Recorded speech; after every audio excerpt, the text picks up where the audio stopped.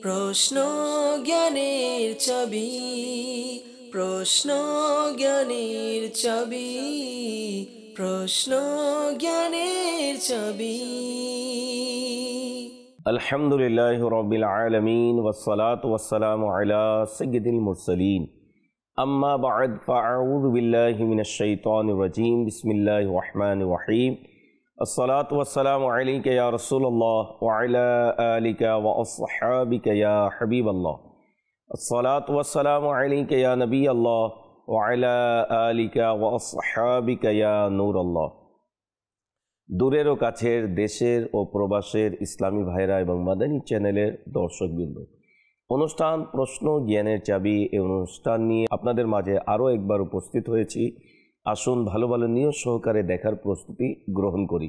হুজুর সাল্লাল্লাহু তাআলা আলাইহি ওয়া আলিহি ওয়াসাল্লাম ইরশাদ করেন, যে ব্যক্তি আমার প্রতি সকালে 3 বার সন্ধ্যায় 3 বার দুরুদে পাক পড়ে আল্লাহ তাআলার প্রতি বদান্যতা রয়েছে, সে ব্যক্তি ওই দিনের সগীরা গুনাহকে মাফ করে দেন।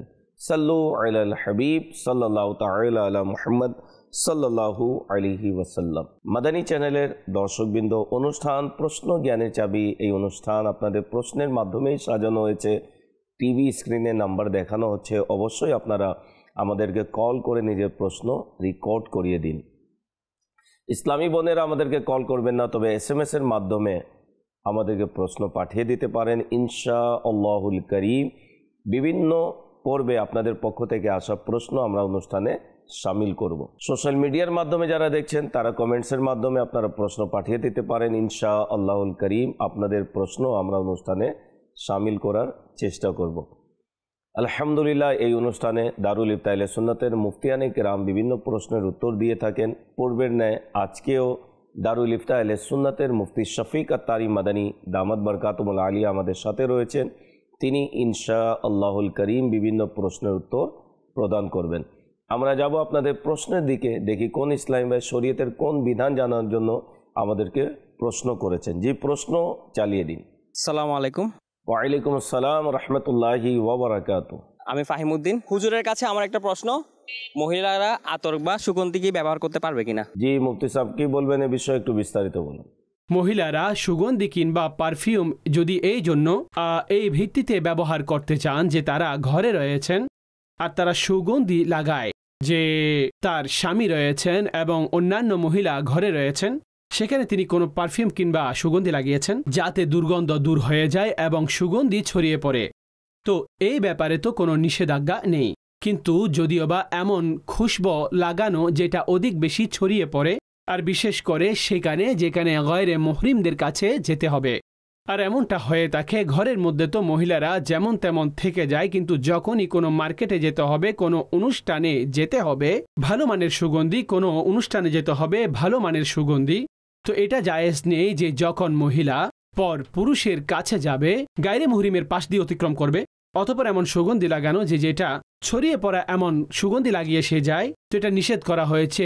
সুগন্ধি কিংবা অলংকার এটা শরীয়ত তার স্বামীর জন্য রেখেছেন যে আপন স্বামীর জন্য এগুলো করবেন, এমন নয় যে সে এই বিষয়গুলো গায়রে মুহরিমদের জন্য আর পরপুরুষের সামনে এগুলো প্রকাশ করছে। এ ব্যাপারে একেবারে অনুমতি দেওয়া হয়নি এমন সুগন্ধি কিংবা এমন অলংকার যেগুলো পরপুরুষের সামনে প্রকাশ করা হবে, তো সেটা গুনাহের কাজ।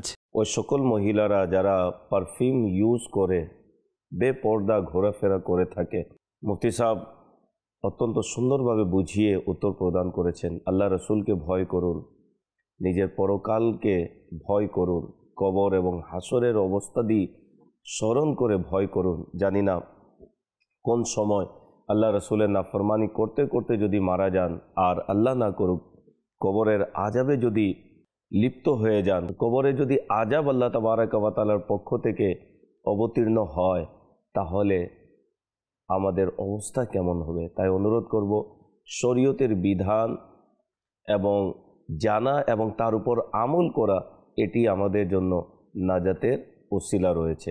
আল্লাহ তৌফিক দান করুক। যে পরবর্তী প্রশ্ন চালিয়ে দিন। আসসালামু আলাইকুম। ওয়ালাইকুম আসসালাম রাহমাতুল্লাহি ওয়া বারাকাতুহু। আমি শাহাদাত হোসেন। হুজুরের কাছে আমার একটি প্রশ্ন, একজন মহিলা সন্তান সম্ভবার সময় এমত অবস্থায় সেজদা করতে অনেক কষ্ট হয়, তাহলে বসে কি নামাজ পড়তে পারবে? আপনি যদি আমাকে বলে দেন তাহলে আমার জন্য অনেক উপকার হবে। জি মুফতি সাহেব, কি বলবেন এ বিষয়ে একটু বিস্তারিত বলুন। যে সমস্ত মহিলা গর্ভবতী হয়ে থাকেন সে অবস্থায় অনেক সময় তাদের উঠা বসা কিংবা ঝুঁকে যাওয়া এগুলো কষ্টদায়ক বিষয় হয়ে যায়। দেখুন, যদি তারা নর্মালি ঘরের কাজকর্ম করছেন, অন্যান্য বিষয় রয়েছে, আর যদি তারা নামাজের জন্য অজুহাত তৈরি করে তাহলে সেটা উপযুক্ত নয় এবং অজুহাতও গ্রহণযোগ্য নয় যদি তারা নামাজের জন্য এটা করে থাকেন। কিন্তু যদি আসলে এমনটা হয় যে ওনার সিজদার মধ্যে অধিক রকমের প্রচণ্ড কষ্ট হয় এবং অসহ্য যন্ত্রণার অনুভূত হয়, একটা হচ্ছে সামান্য কষ্ট হওয়া, সেটা তো হয়, কিন্তু যদি এতটা বেশি হয় যে একেবারে অসহ্য যন্ত্রণা, তো তখন সিজদা তার জন্য এক ধরনের ওজর হয়ে যাবে। আর যখন তিনি সিজদা করতে অক্ষম হয়ে যাবেন তো তখন ওনার জন্য সুযোগ রয়েছে শুরু থেকেই তিনি বসে নামাজ পড়তে পারবেন, কিংবা তিনি চেয়ারের উপরে বসে নামাজ পড়ে নেবেন, চৌপায়া কিংবা তক্তার উপরে বসে নামাজ পড়ে নেবেন, এটা তার জন্য জায়েজ। আর যদি কোনো মহিলার জন্য এই অবস্থায় দাঁড়ানো সেটা প্রবলেম হয়ে যায়, কষ্টের হয়ে যায়, যদি এতটা দাঁড়াতে পারেন যে কোনো সাহারা নিয়ে তাকবীরে তাহরিমা কিংবা যতটুকু দাঁড়ানো সম্ভব, তখন দাঁড়িয়ে কিয়ামের সাথেই তিনি নামাজ পড়বেন। কেননা ফরজ নামাজ, ওয়াজিব, বিতির আর সুন্নতে ফজর এগুলোর জন্য কিয়াম করা নিয়ম অনুসারে ফরজ। নফল ইত্যাদি এগুলো সুন্নত, সেগুলো বসে তিনি পড়তে পারবেন, শুরু থেকে বসে তিনি পড়তে পারবেন, কিন্তু এই নামাজগুলোর জন্য কিয়াম ফরজ, এগুলোর দিকে মনোযোগ দিবেন।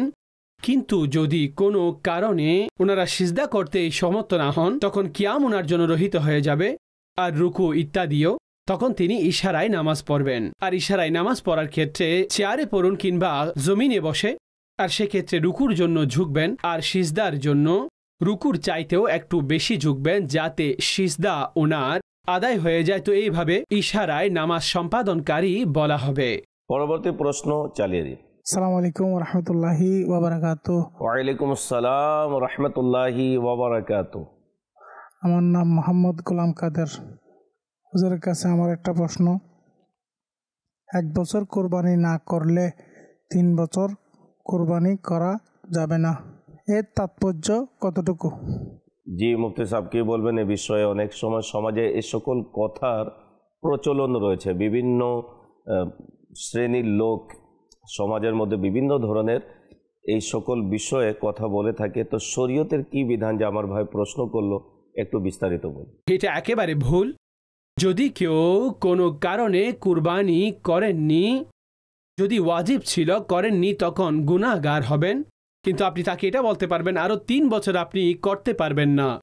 আচ্ছা, কোনো ব্যক্তি যার উপর ওয়াজিবই নয়, তার উপর কুরবানি ওয়াজিব ছিল না আর তিনি করেননি, এখন তাকে এটা বলতে পারবেন না যে গত বছর তো আপনি করেননি, তাহলে সামনের বছরও করতে পারবেন না। দেখুন, কুরবানি কার উপর ওয়াজিব ছিল তিনি ছেড়ে দিয়েছেন, একেবারে জেনে বুঝেই তিনি ছেড়ে দিয়েছেন, তো তিনি গুনাহগার হয়েছেন। কিন্তু ভবিষ্যতে আরও 3 বছর ধরে করবেন না, তিনি আরও বেশি গুনাহগার হবেন।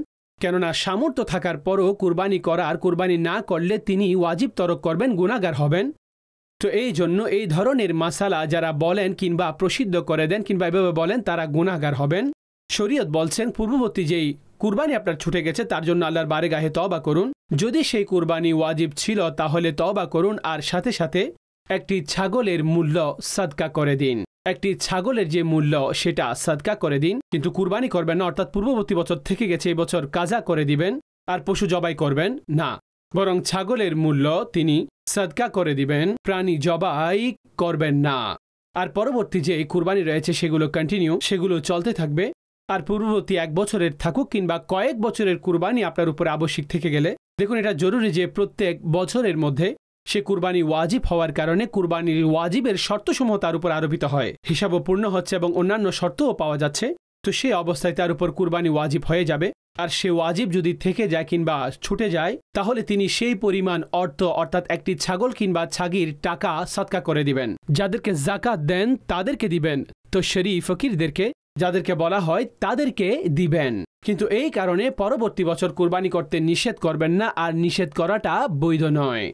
মাশাআল্লাহ, অত্যন্ত সুন্দরভাবে মুফতি সাহেব উত্তর প্রদান করেছেন। উভয় পক্ষকে বোঝাবো, ওই সকল লোকেরা যারা দিনের জ্ঞান না থাকার কারণে শরীয়তের বিভিন্ন বিধিবিধানে নিজের হস্তক্ষেপ করে থাকেন, তাদেরকে তওবা করা উচিত। আর ওই সকল লোকেরা যারা বিভিন্ন ময় মুরব্বীদের বা সমাজের কোনো এমন লোক বলে দিল, বাহ্যিকভাবে সে দিনের কোনো জ্ঞান রাখে না, কিন্তু বয়সে বড় বা আমাদের বংশের মধ্যে বড় এমন কথা, দিনের সাথে সম্পৃক্ত কথা বলে দিল, তার উপর আমল করার পূর্বে মুফতিয়ানে ইকরাম থেকে জেনে নেওয়া উচিত যে আদৌ শরীয়তের বিধান কি রয়েছে। যেভাবে আমাদেরকে উলমা ইকরাম, উলমা এলে সুন্নাত, মুফতিয়ানে এলে সুন্নাত আমাদেরকে দিক নির্দেশনা দিবেন, সেইভাবেই আমাদেরকে শরীয়তের বিধানের উপর আমল করা উচিত। আল্লাহ তৌফিক দান করুন। পরবর্তী প্রশ্ন চালিয়ে দিন। আসসালামু আলাইকুম রহমতুল্লাহি বারকাতু। ওয়ালাইকুম আসসালাম রহমতুল্লাহি ওয়াবারাকাতু। আমি আহমেদ, হুজুরের কাছে আমার একটি প্রশ্ন। সিলিং ফ্যানের বাতাসের জন্য পশ্চিম দিকে পা দিয়ে ঘুমানো যাবে? জানিয়ে দিলে খুশি হতাম। জি মুফতি সাহেব, কি বলবেন এ বিষয়ে, একটু বিস্তারিত বলুন। কাবায়ে মুআজ্জামার কিছু আদব রয়েছে, সম্মান রয়েছে, আর সেই আদব সম্মানের মধ্যে কিছু আদব সম্মান এমন তো রয়েছে যে যার উপর আমল না করলে গুনাহগার হবেন। যেমন কাবার দিকে মুখ ফিরিয়ে কিংবা পিঠ দেখিয়ে নিজের হাজত পূর্ণ করা, পসরা পায়খানা করা, পয় নিষ্কাশন ইত্যাদি। তো এটা তো জায়েজ নেই যে আমরা এই অবস্থায় কাবার দিকে আমাদের মুখ হবে কিংবা পিঠ থাকবে, তো এই আমল জায়েজ আমল নয়। তো আমরা এমন করব যে আমরা কাবার দিকে ফিরব না, বরং অন্যদিকে মুখ ফিরাবো। আর একেবারে 90 ডিগ্রির যে পার্থক্য রয়েছে সেই বিবেচনায়, আর অর্থাৎ কাবা একেবারে সামনে, তো এইভাবে ঘুরে তাদেরকে বসতে হবে। এখন চাই এদিকে মুখ ফিরান কিংবা এদিকে মুখ ফিরান, কিন্তু কাবার দিকে মুখ ফিরাবেন না। এটা তো একটি আবশ্যকীয় আমল। আচ্ছা, এই পদ্ধতিতে কাবায়ে মুআজ্জামার দিকে থুতু নিক্ষেপ করা এটাও কঠোরতার সাথে নিষেধ, এবং অনেক ফুকাহায়ে কেরাম এটাকে মাকরুয়ে তাহরিমি বলেছেন। তো এই মতামত অনুযায়ী এটা গুনাহের কাজও হয়ে গেল। তো থুতু নিক্ষেপ করার ক্ষেত্রেও নিজেকে বাঁচাতে হবে যে কাবার দিকে মূলত আমরা থুতু ফেলবো না। তৃতীয় বিষয় হচ্ছে কাবার দিকে পা অগ্রসর করাবো না। আচ্ছা, কাবার দিকে যে পা না ফিরানো, এটার মধ্যে আদবের বিষয়টি রয়েছে, অর্থাৎ এতে আদব রয়েছে। আর যদি তার দরজা আসলে যদি সেদিকে না থাকে, যে আমরা এখানে গুনাহ কিংবা মাকরুয়ে তাহরিম হিসেবে সেটাকে সাব্যস্ত করি, কিন্তু এটি একটি আদবের বিষয়, সম্মানের বিষয়। আমাদের প্রচলিত নিয়ম অনুসারে এটাকে অনেক আদব সহকারে জানা যায়। তো আমাদের এর উপর আমল করা উচিত। বরং আমাদের ঘরের ছোট বাচ্চা যাদেরকে ঘুম পাড়ানোর সময়ও আমরা এই বিষয়গুলো যদি খেয়াল না রাখি, তাহলে রাখতে হবে যে তার পা যেন আমরা কাবার দিকে ছড়িয়ে না দিই, বরং অন্যদিকে পা দিব। তো আপনি যেটা বললেন যে আপনার ঘরে বাতাস লাগার জন্য, তো ঘর যেদিকের হোক সেই দিকে কিংবা বেড রয়েছে, চৌকি রয়েছে, সেগুলো এই পদ্ধতিতে বসান যাতে আপনারা প্রপার হাওয়াও পান, আর আপনার পা যেন কাবায়ে মুআজ্জামার দিকে না যায়। কিন্তু যদি কারো চলে যায়, আমরা তাদেরকে গুনাহগার বলবো না, যদিও বা আদবের জন্য অবশ্যই নিষেধ করব। প্রশ্ন চালিয়ে দিন। আসসালামু আলাইকুম ওরহমতুল্লাহি ওয়াবারাকাতু। ওয়ালাইকুম আসসালাম রহমতুল্লাহি ওয়াবারাকাতু। আমার নাম মোহাম্মদ সাকিব।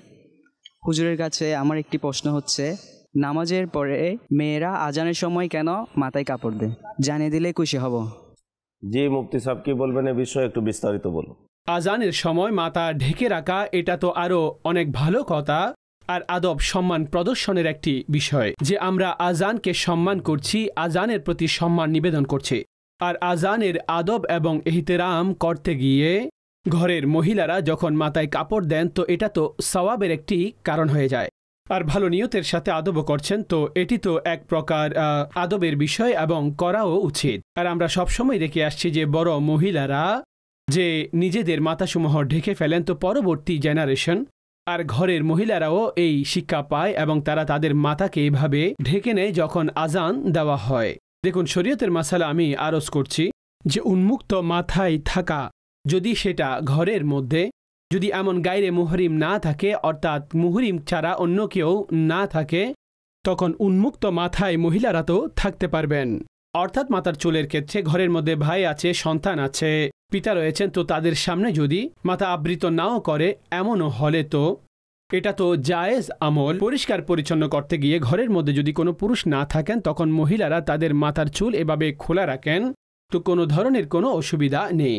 কিন্তু প্রকাশ থাকে যেখানে গায়ের মহরিম থাকে, ঘরের মধ্যে এমন অন্যান্য ব্যক্তিবর্গ যদি মজুদ থাকে, তো এইভাবে উন্মুক্ত মাথায় মহিলারা থাকা, মাথার চুলকে উন্মুক্ত রাখা, এটা দৃষ্টিগোচর হলে তো এটা জায়েজ নেই, বরং হুকুম হচ্ছে এটা যথাসম্ভব তারা তাদের মাথা আবৃত করবে আর নিজের মাথা, নিজের সতর, নিজের যে সমস্ত অঙ্গসমূহ রয়েছে তারা নিয়ম অনুসারে সেগুলো ঢেকেই রাখবেন, যে ঘরের মধ্যে যখন এই ধরনের কোনো গায়রে মুহরিম ব্যক্তি থাকবেন অতঃপর এই সতরের অর্থাৎ কোনো ভালো মানের ভালো চাদর হওয়া উচিত যাতে মাথা আবৃত থাকে আর শরীরের অঙ্গ যেন স্পষ্ট না হয়।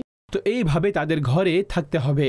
আজানের সময় তারা ওড়না মাথায় দিলে এতে কোনো ধরনের কোনো অসুবিধা নেই। মাশাআল্লাহ, অত্যন্ত সুন্দরভাবে মুফতি সাহেব উত্তর প্রদান করেছেন। অনেক মহিলারা, ইসলামী বোনেরা মাথায় কাপড় দিয়ে আজানের সম্মানার্থে মাথা ঢেকে রাখে, কিন্তু দেখা যায় আজান চলাকালীন অনেক সময় বিভিন্ন কথার মধ্যে আমরা পড়ে যাই, বিভিন্ন কথাও আমাদের চলতে থাকে, বিভিন্ন কাজকর্ম আমাদের অব্যাহত থাকে। যদি আজান শুরু হয়েছে, আজানের সম্মানার্থে কিছুক্ষণ আমরা যদি নিজের কাম কাজ বন্ধ করে আজানের উত্তর প্রদান যদি করি, ইনশা আল্লাহুল করিম অসংখ্য সওয়াব আমাদের আমলনামায় লেখা হবে। মুফতি সাহেব, একটি SMS এসেছে, SMS আমি পরে শোনাচ্ছি, আপনি উত্তর প্রদান করবেন। আসসালামু আলাইকুম। ওয়ালাইকুম আসসালাম ওয়া রাহমাতুল্লাহি ওয়া বারাকাতুহু। আমার স্বামীর থেকে কিছু কিছু সময় নিয়ে এবং বাচ্চাদের অনেকে হাদিয়া দেয়, তা নিয়ে কিছু টাকা জমিয়েছি। স্বামী জানে আমার জমা টাকা আছে, কত আছে তা জানে না। এখন আমি যদি এই টাকা থেকে দান করি স্বামীকে না জানিয়ে, তাহলে আমার সওয়াব হবে নাকি কোনো গুনাহ হবে? আমার স্বামী আমাকে আলাদা হাত খরচ বা খুশি হয়ে কোনো টাকা দেন না, যা দরকার হয় বললে এনে দেন।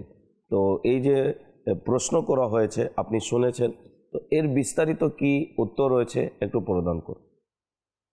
স্বামীর যে টাকা রয়েছে উনাকে বলা ব্যতি রেখে সেই টাকা চাঁদা হিসেবে কিংবা কোনো সাদকা হিসেবে দেওয়া, এটা তো জায়েজ নেই।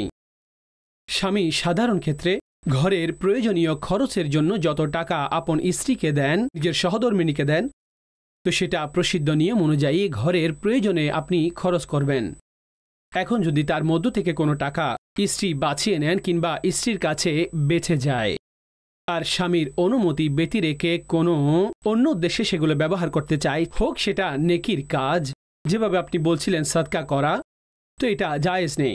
অনুরূপভাবে বাচ্চাদের টাকা, তো যেটা বাচ্চাদের মালিকানাধীন টাকা, তো সেটা আপনি বাচ্চাদের জন্যই রাখতে হবে, তাদের জন্য ব্যবহার করবেন, তাদের জন্যই খরচ করবেন। নাবালেগ বাচ্চা তো অনুমতি দিতে পারবেন না। বালিক বাচ্চা যদি অনুমতি দিয়ে দেয় যে তুমি খরচ করে নাও, তখন মাসালাটি ভিন্ন হবে, কিন্তু নাবালেগ বাচ্চা অনুমতিও দিতে পারবেন না আর আপনি তাদের সম্পদ এইভাবে সাদকার জন্য খরচও করতে পারবেন না। তো এই অবস্থায় আপনার জন্য এইভাবে অনুমতি নেই, তো স্বামীর কাছ থেকে অনুমতি নিয়ে নিন।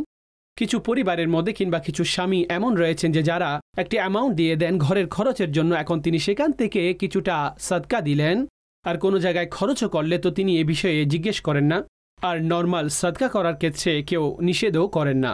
কিছু টাকা, কিছু পয়সা, কিছু টাকা এভাবে খরচ করলে তিনি নিষেধও করেন না, কিন্তু মাসালা সেখানে আসবে যখন এতটুকু অ্যামাউন্টে স্বামীও নারাজ হলে আর সেটা প্রসিদ্ধ পর্যায়ে যদি নাও আসে, আপনি সে অবস্থায় অনুমতি ব্যতি রেখে সাদকা করে দেওয়া কিংবা অন্য কোথাও খরচ করা এটা জায়েজ নেই। ঘরের যে বিষয়াদি রয়েছে তাতেই খরচ করুন। হ্যাঁ, কিবলা শেখ তরিকত আমির আহলে সুন্নাত দামাত বরকাতুমুল আলিয়া এই ব্যাপারে অনেক উপকারী উপদেশ দিয়েছেন। তিনি এইভাবে অনেক পরামর্শ স্বামীদেরকে এই বিষয় নিয়ে দিয়েছেন। আপনি যখন ঘরের খরচের জন্য দেন, তো সেটা স্ত্রীর মালিকানাধীন করে দিন। স্ত্রী যখন তার মালিক হয়ে যাবে, তো তিনি ঘরের বিষয়াদিতে খরচ করবেন কিংবা নিজের জন্য খরচ করবেন কিংবা অন্য কোথাও সাদকার জন্য তিনি খরচ করবেন, তো এইখানে কোনো ধরনের নিষেধাজ্ঞার বিষয় উঠে আসবে না। কিন্তু সর্বোপরি যদি মালিকানাধীন স্বামী করে না দেন, ব্যবহারের জন্য দিয়ে থাকেন, তখন এই ধরনের খরচ করার ক্ষেত্রে আপনার অনুমতি নেই। হ্যাঁ, যদিও বা শুধুমাত্র টাকার মাধ্যমেই তো সাদকা হয় না। হাসা, সুন্দর করে কথা বলা, উত্তম চরিত্রের সাথে মানুষের সম্মুখ উপস্থিত হওয়া, নেকির কথাবার্তা বলা, কাউকে সাহায্য করা, এই সব অর্থাৎ আরো বেশি সাহায্য করা, কাউকে কারো কাজের মধ্যে হাত লাগালেন, কারো অন্তর খুশি করে দিলেন, কারোর জন্য এমন কাজ করলেন, এগুলো তো সাদকার অন্তর্ভুক্ত হয়ে যায়, এটাও সওয়াবের কাজ। আচ্ছা, অনুরূপভাবে হাদিসে পাকের মধ্যে বলা হয়েছে 3 ধরনের ব্যক্তিকে আল্লাহ সওয়াব দান করেন। স্বামীকে দেন যে তিনি সম্পদ আয় করেছেন, স্ত্রীকে দেন যে তিনি খাবার তৈরি করেছেন, কর্মচারীকে এই জন্য দেন যে তিনি খাবার নিয়ে ফকির পর্যন্ত পৌঁছে গেছেন। তো সদকা তো একটি কাজই হলো, সদকা একটি, কিন্তু তাতে এতজন সওয়াব পেয়ে গেল। এভাবে যদি আপনি উৎসাহ দেন যে আপনার স্বামীকে বলেন যে এই কাজ করুন, এই নেকির কাজ করুন, তো তিনি রাজি হয়ে গেলে আল্লাহ আপনাকেও পুরস্কার দান করবেন, সওয়াব দান করবেন। তো সর্বোপরি অনুমতি ব্যতীত এইভাবে সদকা করবেন না, অনুমতি নেওয়ার মাধ্যমে সদকা করুন। হ্যাঁ, সাধারণ অংশ যেটার মাধ্যমে স্বামী অসন্তুষ্ট হবেন না। আর সেই নারী বাজারে গেলেন, তো সেখানে কোনো ফকিরকে কিংবা কোনো গরিবকে কিছু সদকা করে দিলেন, তো ঘরের মধ্যে এই ধরনের ছোটখাটো বিষয়ে অনুমতি হয়ে থাকে। কিন্তু অতিরিক্ত টাকা হলে যেখানে স্বামী নারাজ হবেন, তো এই ক্ষেত্রে এভাবে দেওয়াটাও জায়েজ নেই। মাদানী চ্যানেলের দর্শকবৃন্দ যারাই আমাদেরকে প্রশ্ন করেছেন, আল্লাহ তাআলা সবাইকে ভালো সুস্থ রাখুক। অনুরোধ করব দিনের জ্ঞান অর্জন করুন। আলহামদুলিল্লাহ, দাওয়াত ইসলামীর মাদানী পরিবেশে ইলমে দিনের চর্চা হয়ে থাকে। ইলমে দিন অর্জনের দাওয়াত ইসলামী বিভিন্ন ভাবে আমাদেরকে পদ্ধতি দিয়েছে কিভাবে আমরা ইলমে দিন অর্জন করতে পারি। আলহামদুলিল্লাহ, জামিয়াতুল মাদিনার মাধ্যমে সেখানে ভর্তি হয়ে ধারাবাহিকভাবে ইলমে দিন অর্জন করার দাওয়াত ইসলামী আমাদেরকে সুযোগ করে দিয়েছে। পাশাপাশি বিভিন্ন কোর্সের মাধ্যমে আলহামদুলিল্লাহ দাওয়াত ইসলামী আমাদেরকে ইলমে দিন অর্জন করার আমাদেরকে সুযোগ করে দিয়েছে। যদি সম্ভব হয় দাওয়াত ইসলামীর 1 মাসের 12 দিনের 3 দিনের কাফলাতে সফর করুন ইনশাআল্লাহুল করিম। এই কাফলার মাধ্যমেও ইলমে দিন অর্জন করার সৌভাগ্য অর্জন হয়ে থাকে। আল্লাহ তাআলা আমাদেরকে তৌফিক দান করুক। পরবর্তী অনুষ্ঠান দেখার আমন্ত্রণ জানিয়ে বিদায় নিচ্ছি। সাল্লু আলাল হাবিব সাল্লাল্লাহু তাআলা আলা মুহাম্মদ সাল্লাল্লাহু আলাইহি ওয়াসাল্লাম। প্রশ্ন জ্ঞানের চাবি, প্রশ্ন জ্ঞানের চাবি, প্রশ্ন জ্ঞানের চাবি।